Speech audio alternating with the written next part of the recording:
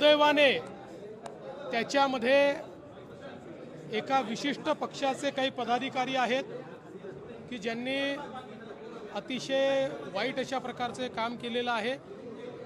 पोलिसांनी गुन्हा दाखल केलेला आहे, काहींना अटक केलेली आहे, इतरांना अटक केली जाईल। पण अशा प्रकारे छेडखानी करणं, सार्वजनिक ठिकाणी अशा प्रकारे त्यांना त्रास देणं हे अतिशय चुकीचं आहे आणि कुठल्याही परिस्थितीत अशा लोकांना त्या ठिकाणी माफी देता कामा नये, त्यांच्यावर अतिशय कडक कारवाई होईल।